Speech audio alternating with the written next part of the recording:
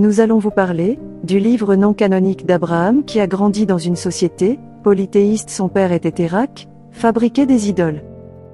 Dès son jeune âge, Abraham se montre sceptique face à ces pratiques.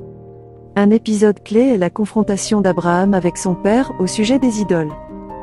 Abraham montre leur inutilité en détruisant les idoles de l'atelier de Térakh, symbolisant son rejet du polythéisme et son engagement envers le Dieu unique. L'enfance d'Abraham et la critique des idoles. Prenez un moment pour vous abonner et activer la cloche pour ne rien manquer. Abraham grandit dans la ville de Ur en Chaldée, un centre de culture et de commerce prospère, où les pratiques polythéistes sont omniprésentes. Son père, Térakh, est un artisan respecté qui fabrique des idoles pour les temples locaux, une source de fierté et de revenus pour la famille. Térakh, bien que polythéiste, est également curieux des traditions religieuses et des récits anciens, ce qui permet à Abraham d'être exposé à diverses idées religieuses dès son jeune âge. Dès son enfance, Abraham observe attentivement les rituels religieux de son père et de leur communauté. Il commence à poser des questions sur la nature des idoles et sur le pouvoir qu'elles sont censées posséder. Sa curiosité intellectuelle et son esprit de questionnement sont encouragés par les récits de la création et de la nature de la divinité entendus dans les discussions avec les marchands et les voyageurs de passage. L'un des épisodes les plus marquants de son enfance est lorsqu'il est laissé seul dans l'atelier de son père. Il profite de ce moment pour détruire toutes les idoles à l'exception de la plus grande. Lorsque son père lui demande des explications, Abraham répond que la grande idole a détruit les autres dans une querelle, exposant l'absurdité de croire que ces objets inanimés ont un quelconque pouvoir. La confrontation entre Abraham et son père ne se limite pas à un simple acte de destruction. Abraham engage Térakh dans une profonde discussion philosophique, questionnant la logique derrière l'adoration de statues de bois et de pierre. Il demande à son père pourquoi il vénère ce qu'il a lui-même fabriqué de ses mains, soulignant l'incohérence de la foi polythéiste.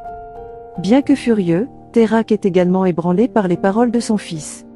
Il commence à voir en Abraham non seulement un jeune homme rebelle, mais aussi un penseur profond et visionnaire. Toutefois, il reste divisé entre son attachement aux traditions ancestrales et le questionnement spirituel suscité par Abraham. L'acte de détruire les idoles marque le début du voyage spirituel d'Abraham. C'est un rejet symbolique du polythéisme et une déclaration de son engagement envers le Dieu unique. Cet acte audacieux n'est pas seulement une rébellion contre son père, mais aussi contre la société tout entière, ce qui le place sur un chemin d'isolement et de découverte spirituelle. L'incident provoque un scandale dans la communauté, et Abraham est vu comme un hérétique et un fauteur de troubles. Cela le force à fuir son foyer et à se lancer dans un voyage vers l'inconnu, guidé par sa foi naissante en un Dieu unique. Après cet acte de rébellion, Dieu appelle Abraham à quitter la maison de son père et à entreprendre un voyage spirituel. Il traverse une période de purification et de transformation, se préparant à recevoir les révélations divines. Cet appel est suivi d'une série de visions dans lesquelles Abraham est instruit par Dieu lui-même, renforçant le message que la foi en un seul Dieu transcende toutes les autres croyances et pratiques religieuses. L'ange Yahweh est non seulement un guide, mais aussi un médiateur entre Abraham et Dieu. Il représente un lien direct entre le monde céleste et le monde terrestre, aidant Abraham à comprendre les mystères divins. Yahweh est souvent décrit comme portant des vêtements resplendissants, symbolisant la pureté et la gloire divine. Il est également celui qui énonce les chants célestes, introduisant Abraham à la louange éternelle qui se déroule au paradis. Le nom et l'autorité de Yahweh, dans les textes, Yahweh porte le nom divin dans sa propre dénomination, symbolisant son autorité et sa proximité avec Dieu. Il est décrit comme possédant une voix qui retentit comme le tonnerre, imposant respect et crainte, tout en étant empreinte de bienveillance. Départ du monde terrestre, l'ascension d'Abraham commence par un départ symbolique du monde terrestre. Il est enveloppé par un nuage lumineux et ressenti comme un tremblement de terre sous ses pieds, marquant le début de son voyage dans les royaumes célestes. Le texte décrit comment le corps d'Abraham se sent plus léger et comment sa vision s'élargit pour percevoir au-delà des limites humaines. Première rencontre avec les créatures célestes, à son arrivée dans le ciel, Abraham voit des créatures angéliques qu'il ne peut décrire avec des mots terrestres. Elles ont des formes variées, des visages multiples et des ailes resplendissantes, chacune servant un rôle précis dans le service divin. Ces anges chantent constamment des hymnes de louange, et leur chant résonne avec des harmonies qui dépassent la compréhension humaine. Abraham voit le trône de Dieu, décrit comme étant entouré de flammes ardentes et d'une lumière éblouissante qui illumine tout autour de lui. Les flammes ne sont pas seulement destructrices, mais purificatrices, symbolisant la pureté et la justice divine. Le trône lui-même est fait de matériaux indescriptibles, symbolisant l'incommensurabilité de la gloire divine. Révélation du plan divin, devant le trône, Abraham est témoin de visions représentant le plan divin pour l'humanité et la création. Il voit le passé, le présent et le futur se dérouler devant lui comme un rouleau. Dieu lui révèle les raisons derrière chaque élément de la création, ainsi que la destinée de l'humanité. Ces visions sont parfois troublantes, montrant les péchés de l'humanité et les souffrances à venir, mais elles sont aussi porteuses d'espoir, montrant la possibilité de rédemption et de salut. Yahweh explique à Abraham le sens des visions qu'il reçoit. Chaque image céleste et chaque créature qu'il voit a une signification symbolique. Par exemple, des animaux étranges peuvent représenter des nations, des montagnes de feu peuvent symboliser des jugements divins, et des eaux pures peuvent illustrer la grâce divine. Yahweh guide Abraham à travers ces symboles, offrant des interprétations qui renforcent la compréhension d'Abraham de la volonté de Dieu. Yahweh informe Abraham que sa mission sur terre est de servir d'intercesseur pour l'humanité, de prêcher la parole de Dieu et de rappeler aux gens la nécessité de se détourner de l'idolâtrie et de se tourner vers la vraie foi. Cela souligne l'importance de la foi personnelle d'Abraham et son rôle dans l'histoire du salut. La révélation sur la création et la providence divine. Abraham est transporté dans le temps et est témoin des différentes étapes de la création. Il voit la séparation de la lumière et des ténèbres, l'établissement des cieux et de la terre, et la formation des océans et des montagnes. Chaque étape est accompagnée d'un chant céleste, montrant que la création n'est pas seulement un acte de pouvoir, mais aussi un acte de louange et de gloire divine. L'harmonie de la nature. Abraham remarque comment chaque élément de la nature est en parfaite harmonie. Les étoiles chantent en chœur avec les anges, les montagnes exultent et les arbres s'inclinent devant le Créateur. Il voit également comment les saisons et les cycles de la nature sont ordonnés selon un plan divin précis, chacun jouant un rôle dans l'équilibre de l'univers. Le rôle de l'homme dans la création. Dans cette vision, il est révélé à Abraham que l'homme a été créé à l'image de Dieu pour régner sur la terre avec sagesse et compassion. L'homme est chargé de maintenir l'ordre et l'harmonie de la création, mais cette responsabilité a été compromise par le péché. Abraham voit que la création n'est pas un événement ponctuel, mais un processus continu maintenu par la volonté divine. Chaque élément de l'univers est constamment soutenu par l'énergie et la présence de Dieu. Cela lui montre que sans l'intervention divine, l'univers tournerait au chaos. La providence divine. Dieu montre à Abraham comment il intervient dans le cours de l'histoire humaine et naturelle, pour assurer que son plan ultime de rédemption et de restauration soit accompli. Chaque catastrophe naturelle, chaque épreuve humaine a un but plus profond dans le cadre du plan divin. Sa vision de l'humanité et de ses péchés. Abraham voit des figures grotesques d'idoles dorées, brandies par des foules en adoration, symbolisant l'idolâtrie humaine. Il observe que ces idoles sont creuses et fragiles, se brisant facilement au moindre choc, symbolisant la futilité des fausses croyances et pratiques idolâtres. Les visions de violence prennent la forme de champs de bataille sanglants et de cités en ruine. Des épées enflammées traversent le ciel, symbolisant la colère divine contre les guerres et les injustices commises par les hommes. Les figures humaines se battent sans fin, chacune cherchant à dominer les autres, symbolisant la nature destructrice de l'orgueil et de l'ambition. Abraham voit des balances déséquilibrées, des juges corrompus prenant des pots de vin, et des enfants souffrant dans les rues. Ces images symbolisent l'injustice sociale et le manque de compassion parmi les hommes, attirant la colère divine pour ceux qui n'aident pas les opprimés et les faibles. Dieu révèle à Abraham que le peuple d'Israël, en raison de sa désobéissance et de son éloignement de la loi divine, subira des périodes de souffrance et d'exil. Cependant, cette souffrance n'est pas destinée à être éternelle. Elle est vue comme une purification et une préparation pour le retour à Dieu. Au milieu des visions de destruction et de punition, Abraham voit aussi des images d'espoir, une branche d'olivier, des eaux purificatrices, et une lumière éclatante descendant du ciel. Ces symboles montrent que pour ceux qui se repentent et retournent à Dieu, il y a une promesse de restauration et de rédemption. Les visions de péché sont accompagnées d'un appel pressant à la repentance. Abraham entend une voix céleste exhorter l'humanité à se détourner de ses mauvaises voies, et à embrasser la justice et la fidélité envers Dieu. Il voit des hommes et des femmes tomber à genoux, en pleurs, cherchant le pardon divin, et il est ému par la possibilité de la miséricorde divine même face à une grande iniquité. Abraham voit des flammes descendre du ciel, couvrant la terre et brûlant tout ce qui est impur. Ce feu n'est pas seulement destructeur, mais il est également purificateur, symbolisant la volonté divine de purifier le monde de tout mal. Les flammes sont décrites comme d'une intensité telle qu'elles consomment les péchés mais laissent intacts les justes. Abraham assiste à des secousses terrestres, avec des montagnes s'effondrant et des mers se déchaînant. Les cieux eux-mêmes semblent trembler à l'approche du jugement de Dieu, indiquant que l'univers entier participe à ce grand moment de purification et de renouvellement. Il voit des visions de fléaux dévastateurs, peste, famine et guerre, qui frappent la terre comme des manifestations du jugement de Dieu sur l'humanité. Ces fléaux servent à rappeler aux hommes la conséquence de leur éloignement de la volonté divine. Abraham voit des légions d'anges portant des épées enflammées, volant à travers le ciel pour exécuter le jugement divin. Ces anges ne sont pas seulement des exécuteurs de la justice, mais aussi des symboles de la sainteté et de la puissance de Dieu. Leurs visages brillent d'une lumière éclatante, et leur voix résonne comme un tonnerre lorsqu'ils proclament les décrets de Dieu. Dans sa vision, Abraham voit les anges séparer les justes des impies.